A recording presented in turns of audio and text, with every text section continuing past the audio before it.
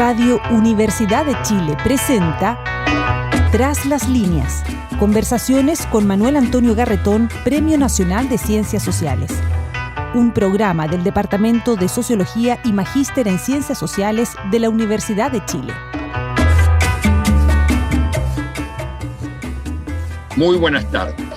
Bienvenidas y bienvenidos a Tras las líneas, el programa que semanalmente desarrolla el Magíster en Ciencias Sociales de la Facultad de Ciencias Sociales de la Universidad de Chile.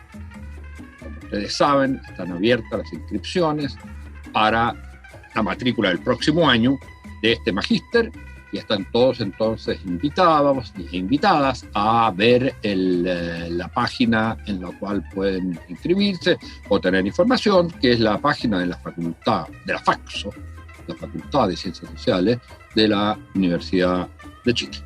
Bueno, hoy día vamos a continuar las conversaciones sobre el tema constitucional, proceso constituyente, en momentos en que se nos dice que la situación de la pandemia empieza a recrudecer en el mundo y que también en Chile los tiempos no están seguros. Pero tenemos una ventaja respecto a la gran crisis que ocurre en todas partes del mundo, la crisis de representación, la crisis social expresada en los múltiples estallidos, la crisis económico-social de los modelos de desarrollo que no han sido capaces de resolver las relaciones con el medio ambiente, etc. ¿Y por qué digo que tenemos una situación especial o privilegiada?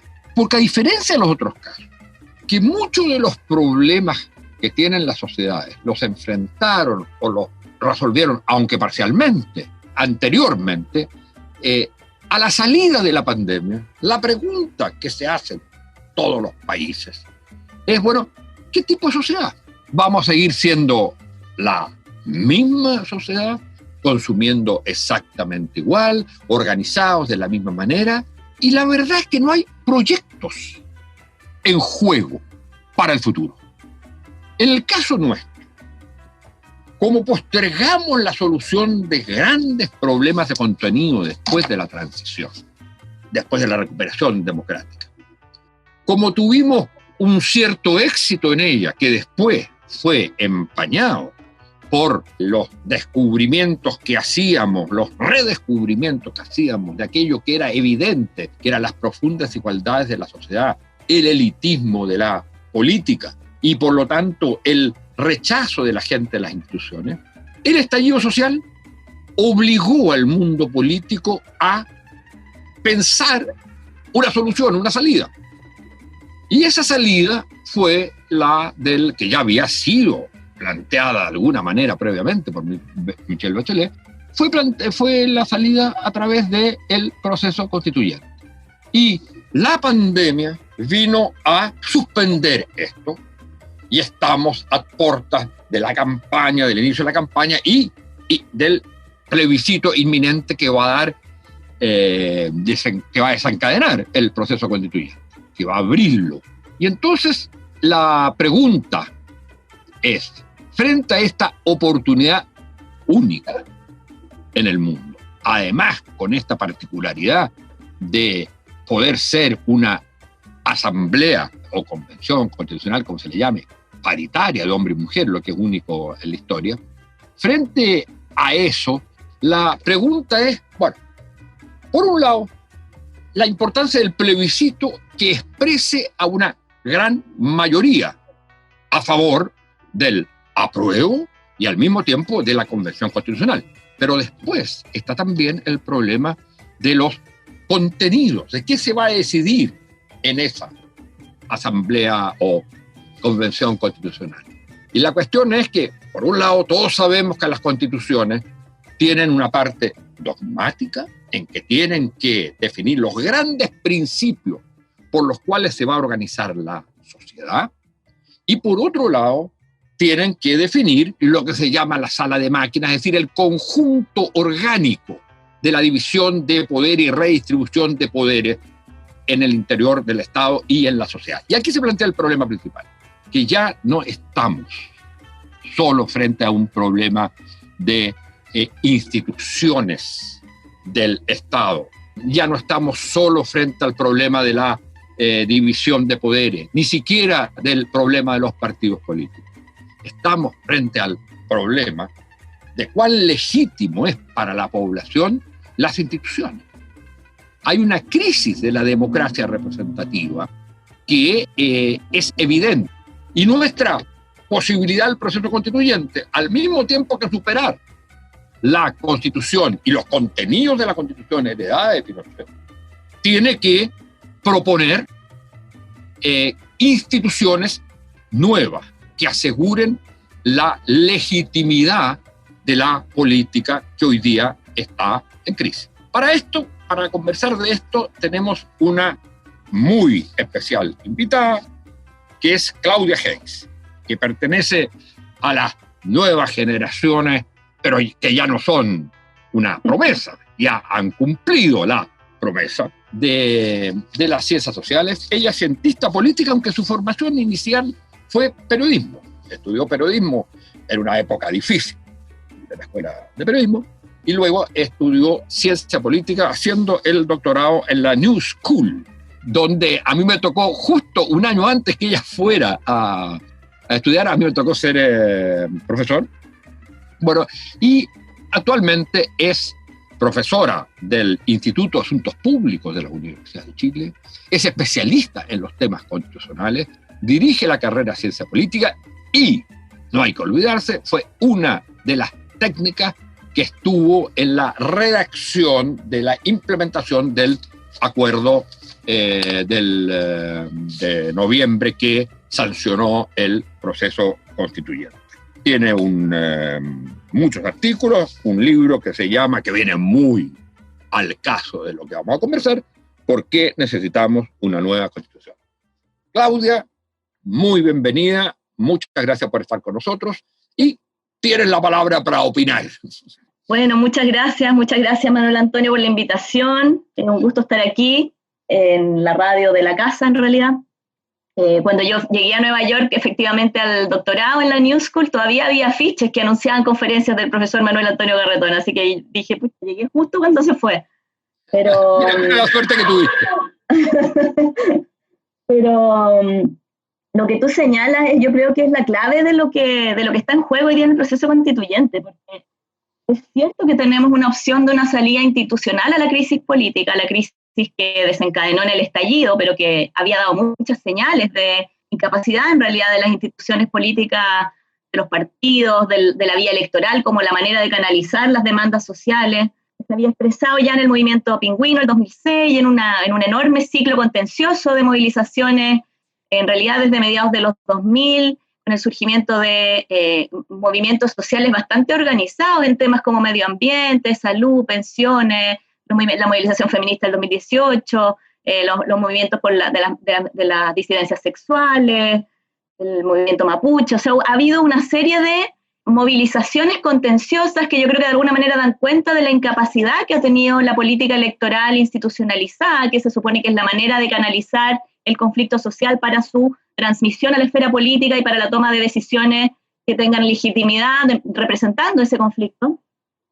Y yo creo que lo que tú señalas es preocupante porque en el fondo lo que estamos haciendo de alguna manera para parafrasear a un profesor que trabaja temas constitucionales desde la ciencia política, que es John Elster, un profesor de la Universidad de Columbia. John Elster dice que las constituciones muchas veces tienen que construir una balsa en alta mar.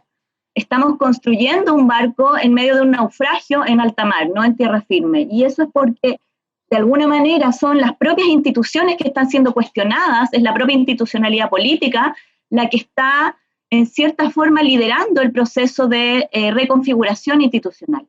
Y entonces lo que tú planteas, la pregunta que tú te haces es, bueno, ¿hasta qué punto esas mismas instituciones deslegitimadas y que en gran parte son parte del problema, digamos, son parte de lo que motivó el estallido y son parte del blanco del estallido? El estallido no es solamente una movilización que dice no más AFP, que dice queremos cambiar la educación, también es tiene esa frase que hicieron famosos los argentinos de que se vayan todos, de que los políticos no sirven para nada, que el Congreso, todos recordarán encuesta de poco después del estallido del Centro de Estudios Públicos, donde el Congreso aparecía, no me acuerdo si era con un 6% y los partidos con un 5% o viceversa, pero era realmente el nadir de la legitimidad, como tituló un artículo un cientista político chileno hablando del problema político en Chile. Topó fondo la legitimidad de los partidos y del Congreso como expresión de los partidos justamente. Y en el fondo lo que se supone que debieran ser las instituciones formales de canalización de las demandas sociales, por la movilización social y también en cierta medida por la judicialización de la política. O sea, el hecho de que no se haya resuelto en sede política el problema de las ISAPRES está en la raíz de que tengamos ese nivel de demandas a las ISAPRES cada vez que un ISAPRE aumenta su plan de salud y la gente que puede, digamos, recurre a los tribunales para resolver eso y no se resuelve como sería la forma política de resolver lo que es a través de leyes, a través del debate en el Congreso. Ahí hay un problema que es súper importante, porque ¿qué pasa si en un proceso constituyente, después del plebiscito, en que hay un poder relativamente importante de veto de la derecha, de la gente que quisiera mantener al máximo, como ha señalado el presidente y como han señalado, digamos, en general la gente de derecha, independientemente que voten a prueba o rechazo, quisieran mantener lo central de lo que es la Constitución actual? ¿Qué pasa si no se logra cambiar aquello que la gente cree, quiere en su imaginario que se cambie? No vamos a estar en un problema de legitimidad aún mayor, porque incluso el mecanismo que se haya utilizado, que es va a ser deslegitimado, rechazado, porque se va a considerar de alguna manera insuficiente. ¿Cómo se hace para asegurar que los elementos centrales de lo que han sido las demandas de esta época se puedan cristalizar en una constitución, teniendo en claro, uno, que una constitución no puede resolver todos y cada uno de los problemas, y dos, que va a haber un cierto poder de veto? ¿Cuál sería, a tu juicio, el meollo? ¿Qué es lo que habría que asegurar para que fuera legítimo como resultado del proceso constituyente? ¿Qué es lo central?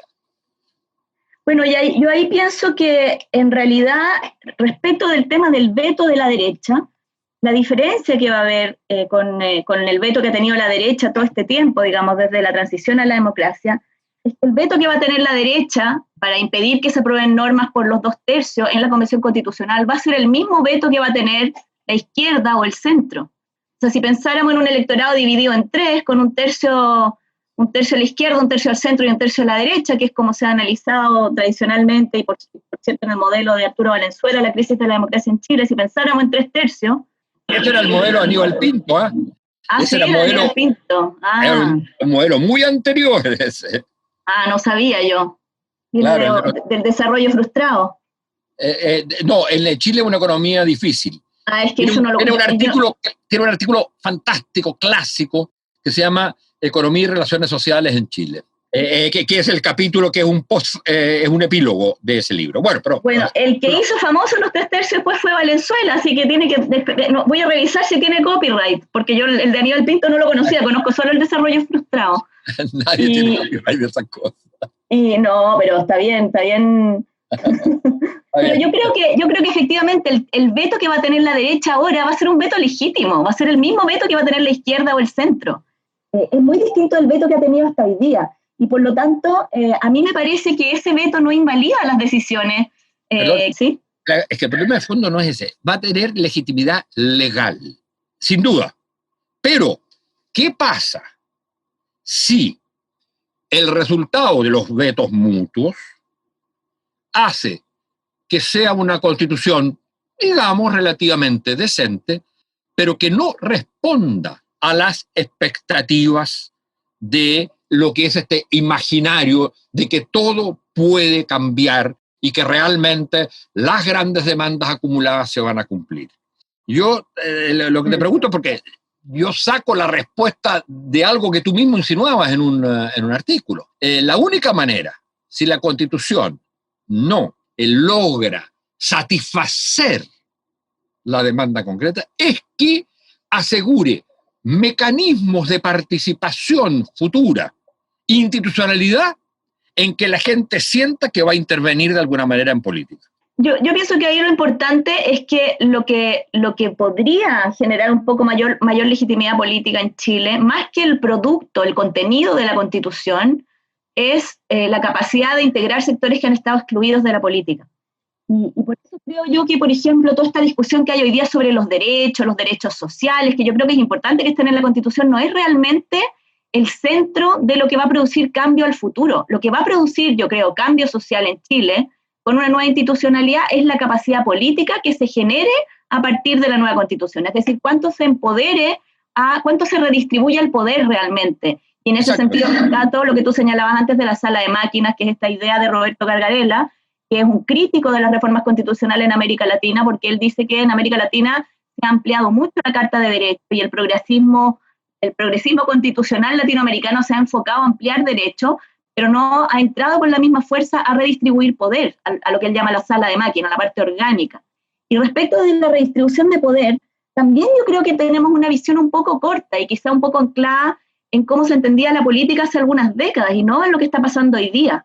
Cuando se hablaba de redistribución del poder, cuando yo estaba estudiando, que fue ya hace bastante tiempo, se hablaba efectivamente de frenos y contrapesos, de la relación ejecutivo-legislativo, pero yo creo que hoy día esa discusión le queda totalmente chica al debate político actual y a la crisis de legitimidad. Si le dijéramos a la gente, mire, no se preocupen, vamos a redistribuir poder, ya no va a tener todo el poder el presidente, ahora todo el poder lo va a tener el Congreso tenía un 5% o un 6% de aprobación, pasar de un régimen presidencial a un régimen parlamentario no resuelve nada el problema de la exclusión, porque efectivamente el Congreso no es hoy día sinónimo de inclusión de la diversidad política, porque incluso del Congreso está excluida la diversidad política. Hay que pensar que hasta el año 2018 teníamos un Congreso compuesto en un 85% por hombres, sin presencia de indígenas, con un sesgo de clase gigantesco, con personas que eran todas de los mismos sectores, y yo creo que en la sociedad chilena se produce una concentración realmente del poder político, una oligarquización de la política, y que en realidad es un fenómeno mundial, que se ha producido en muchas partes,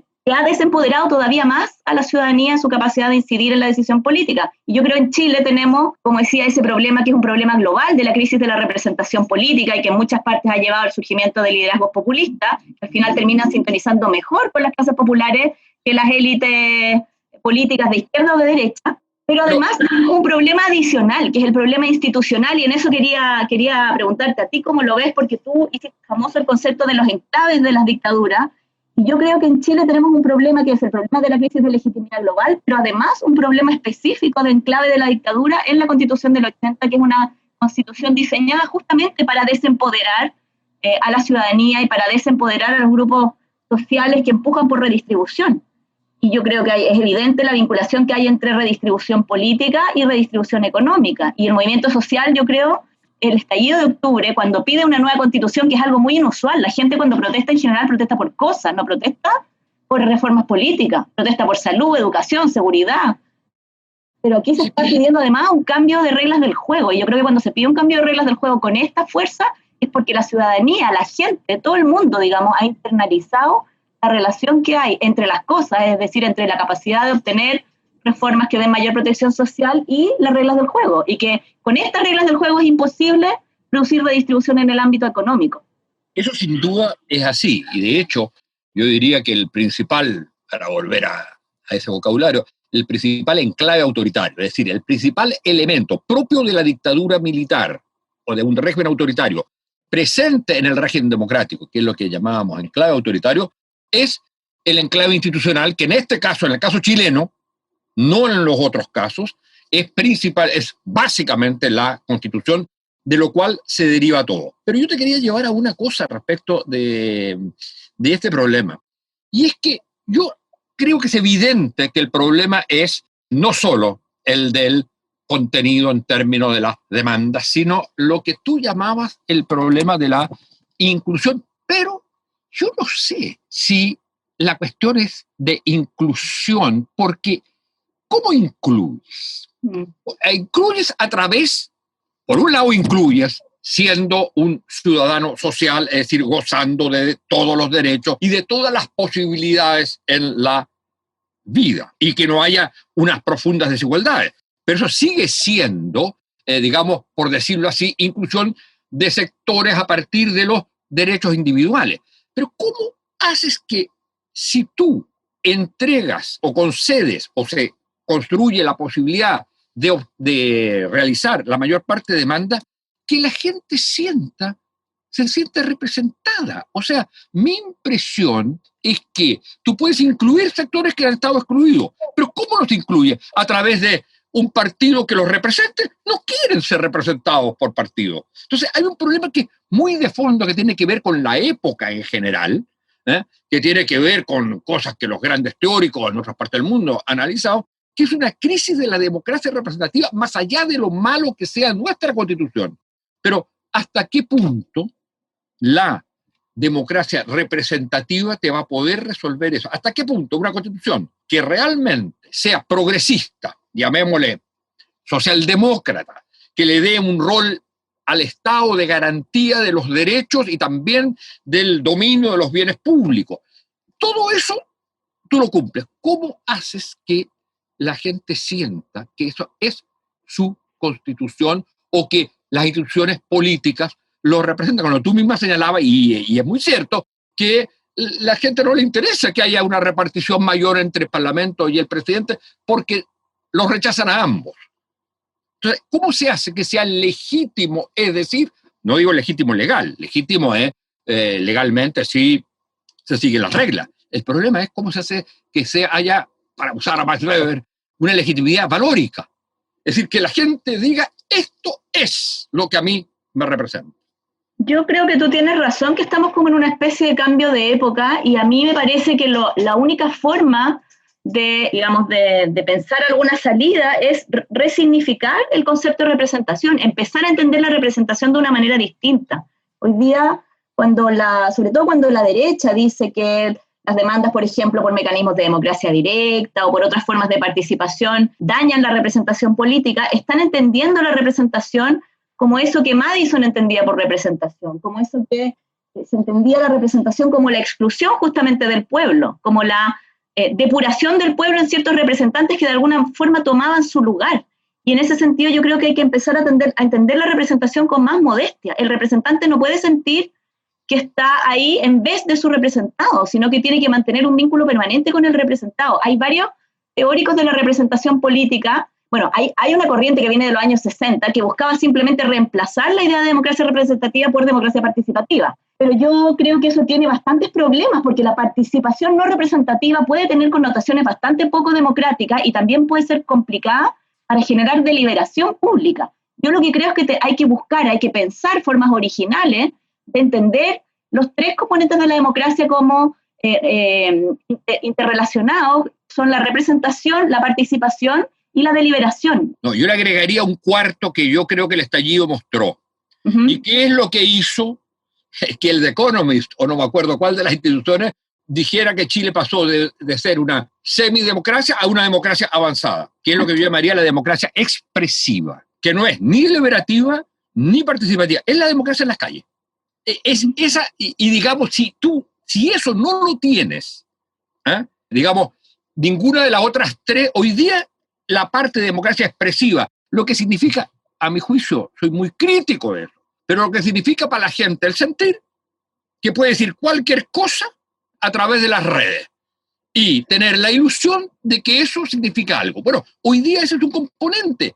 Desgraciadamente dirán algunos, afortunadamente dirán otros, pero es un componente de la democracia. Entonces, pero hay una cosa que tú señalabas que a mí me parece muy importante, que es entre la necesidad del vínculo permanente, y eso es el concepto de democracia continua que usan algunos, uh-huh, que precisamente estaría dado por esta democracia expresiva en cierto modo, aunque no necesariamente, pero este vínculo, esta democracia permanente entre representante y representado, lo que significa que la representación sea muy flexible, es decir, que se pueda cambiar en cualquier momento, cuando esa representación deja de satisfacerte, cuando el representante se alejó. O sea, va a haber que introducir mecanismos que aseguren esta relación permanente, que hay que inventarlo, que es válido como democracia directa en países, digamos, o federales que tienen cantones y que tienen, digamos, o países muy chicos.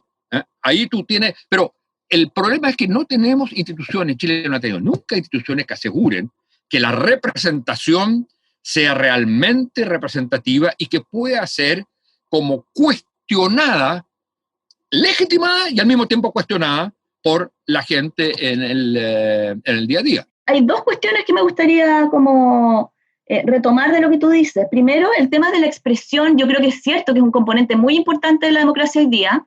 La gente quiere, o sea, todas las personas queremos ser escuchadas y queremos hablar con nuestra propia voz y no solamente delegar, digamos, nuestra representación a través del voto, dejar de ser escuchada. Pero yo creo que la dimensión expresiva de la política encierra ese peligro que tú señalabas antes de la frustración de expectativa. O sea, yo creo que es evidente que este proceso constituyente va a generar frustración, no hay ni una duda de eso. Para empezar, porque va a ser un proceso que va a culminar en un periodo de agudización de la crisis económica. Entonces vamos a tener un proceso constituyente que va a terminar en un periodo de vacas flacas, donde mucha gente va seguramente a tratar de culpar el proceso por la reducción de la riqueza, digamos, en el país. O sea, yo creo que hay un montón de problemas con el tema de las expectativas. Entonces yo creo que esa expresividad tiene que tener un correlato en capacidad de decisión. Pero esa capacidad de decisión, ¿cómo se construye? Yo creo que ahí hay que pensar mecanismos innovadores, hay que pensar mecanismos de consulta, como por ejemplo la consulta indígena que plantea el convenio 169 de la OIT. Quizás se podrían pensar formas de consulta a la comunidad local para las decisiones políticas. Yo creo que el fondo del problema es cómo acercar la decisión a la gente, cómo acercar la decisión política a las personas que se ven afectadas por esa decisión política, porque yo creo que en el centro de la crisis de la legitimidad hoy día está esta sensación, que yo creo que tiene mucho de real, de que unas personas legislan para otros. ¿Cómo va a ser legítimo que una persona que no se atiende ni en la salud pública ni en la educación pública esté decidiendo las reglas que van a regular la vida de las personas que sí se atienden en esos servicios públicos? ¿La revocación de mandato o la iniciativa popular de ley te parecen suficientes o hay que pensar más allá? Y a propósito de eso, una cosa pregunta para terminar. ¿Cómo se asegura que todo el proceso participativo previo pueda hacerse presente, como lo ves tú, ya que estuviste metida en el enjambre de cómo se armaba esto? ¿Cómo se puede asegurar que los cabildos, las formas de participación, tengan alguna presencia, o sea, lleguen las orientaciones, los acuerdos, las discusiones que ahí hubo a la Convención Constitucional? Bueno, yo creo que va a haber que pensar en mecanismos de democracia directa como los que tú señalas. La iniciativa popular de ley ha funcionado muy bien en muchos lugares. Las revocatorias hay que estudiar con detención la experiencia comparada, y hay gente que sabe mucho en Chile sobre democracia directa. Las revocatorias de mandato a veces han funcionado bien y otras veces han funcionado mal. Hay otras formas de revocatoria que son, por ejemplo, no revocatoria de un mandato político, sino revocatoria de una ley, por ejemplo. Las personas juntando firmas puedan revocar legislación, así como pueden tener iniciativa popular de ley.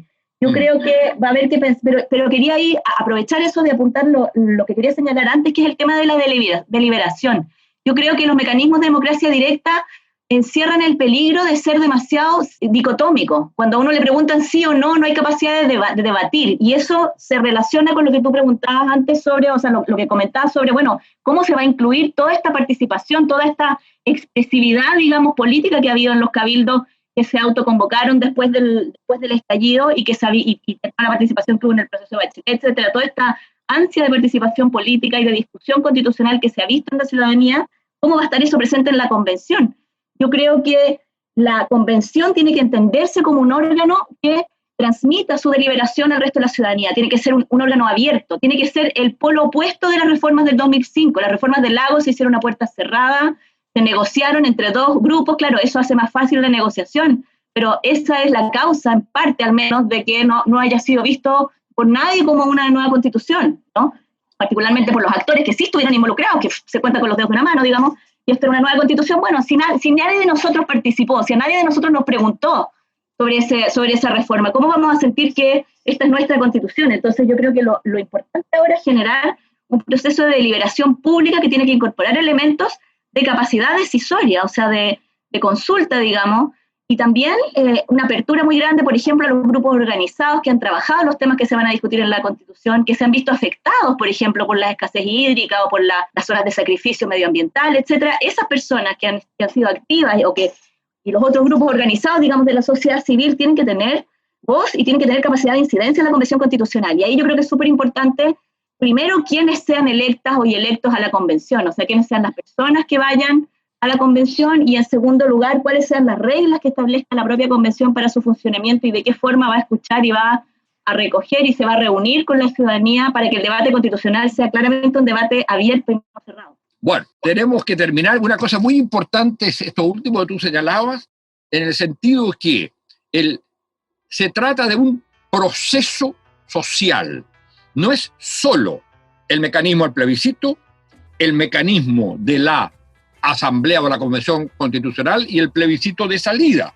Hay un proceso social que va más allá de estos mecanismos propiamente tal, que se respetan estos mecanismos, pero que este proceso social tiene que estar presente en cada uno de estos mecanismos, y sobre todo en el de la Asamblea o la Convención Constitucional, tiene que haber una forma de relación permanente durante ese año con el conjunto de la sociedad.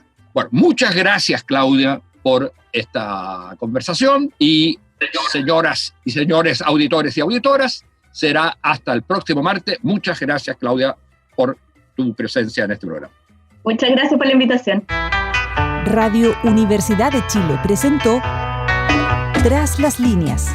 Conversaciones con Manuel Antonio Garretón, Premio Nacional de Ciencias Sociales. Un programa del Departamento de Sociología y Magíster en Ciencias Sociales de la Universidad de Chile.